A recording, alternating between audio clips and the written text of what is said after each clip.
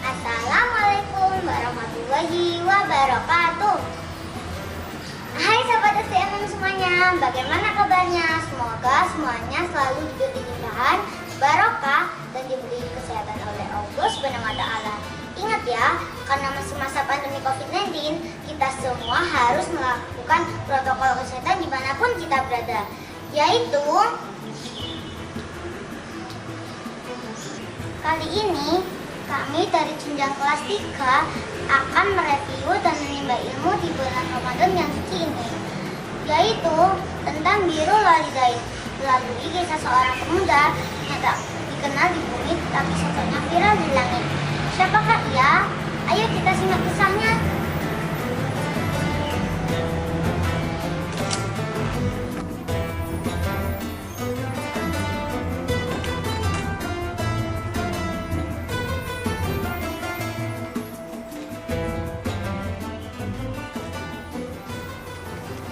Kisah teladan Uwais Al-Qarni.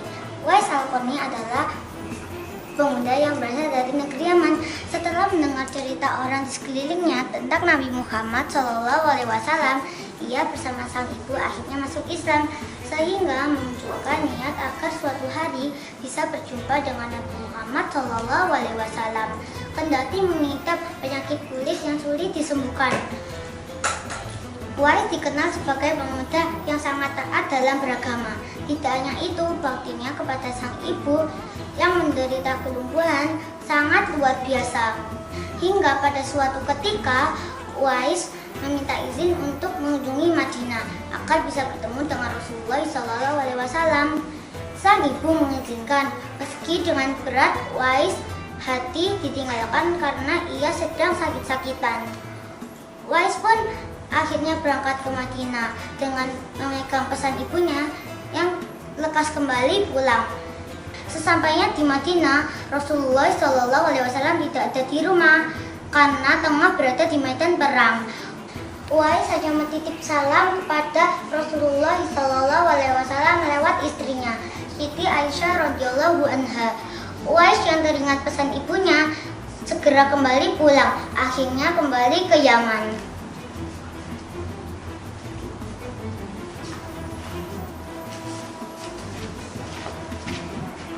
Begitu berbaktinya Uwais kepada ibunya, suatu hari ia berusaha menuruti permintaan ibunya yang lumpuh agar diantar naik haji ke Mekah.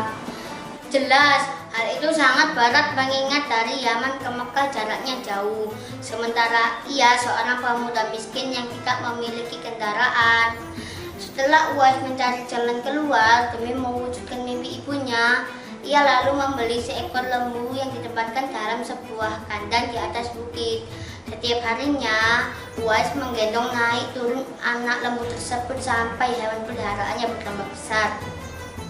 Tingkahannya Uwais menarik perhatian orang-orang di sekitarnya yang menganggap bahwa dia sudah gila. Sebenarnya apa yang dilakukan Uwais bukan tanpa alasan. Ia bertekad melatih otot-ototnya agar bisa menggendong ibunya sampai ke Mekah.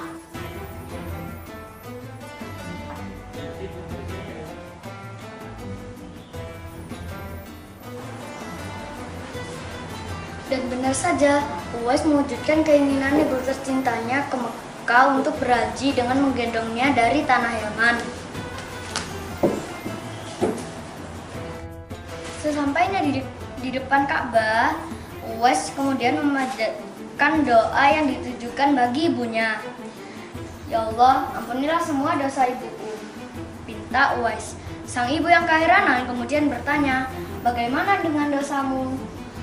Uwais pun menjawab, dengan terampuninya dosa ibu, maka ibu akan masuk surga. Cukuplah ridha dariku yang akan membawaku ke surga. Atas ketulusan dan cinta kepada ibunya, saat itu pula Allah Subhanahu wa Ta'ala menyembuhkan penyakit kulit Uwais dan hanya menyisakan sedikit bercak di tengkuknya untuk mengenal bahwa dirinya adalah Uwais Al-Qarni. Karena hormat dan kasih sayang Uwais Al-Qarni pada ibunya, Rasulullah SAW menyebutnya sebagai sebaik-baik tabi'in yang doanya pasti akan dikabulkan oleh Allah Subhanahu wa Ta'ala. Bahkan di akhir hayatnya, orang-orang di negeri Yaman berebut mengurus jenazahnya Uwais Al-Qarni mulai dari memandikan, mensolatkan, hingga menguburkannya. Ada pula yang mengatakan bahwa yang berebut itu adalah malaikat-malaikat Allah yang turun ke bumi untuk mengurus jenazahnya Uwais Al-Qarni. Wallahu a'lam. Sobat SDMM semuanya, itulah kisah Uwais Al-Qarni, sang pemuda yang sangat sayang dan berbakti kepada ibunya. Hal ini sesuai dengan surat Al-Isra ayat 23. Bismillahirrahmanirrahim. Wa qada rabbuka alla ta'budu illa iyyahu wa bil walidaini ihsana.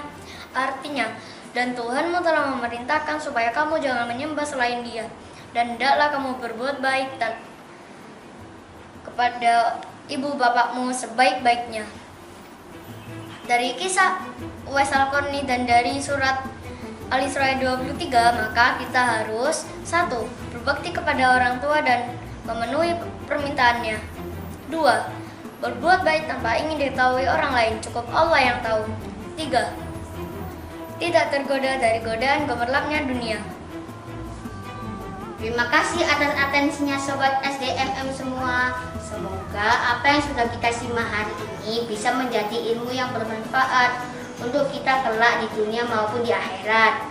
Dan semoga Allah Subhanahu wa Ta'ala menjadikan kita semua menjadi anak yang soleh-solehah hingga bisa berjumpa dengan orang tua kita di surganya Allah Subhanahu wa Ta'ala. Amin ya rabbal alamin. Saya Kafa. Saya Ira. Saya Aska. Albir Manitako. Fastabiqul khairat. Wassalamualaikum warahmatullahi wabarakatuh.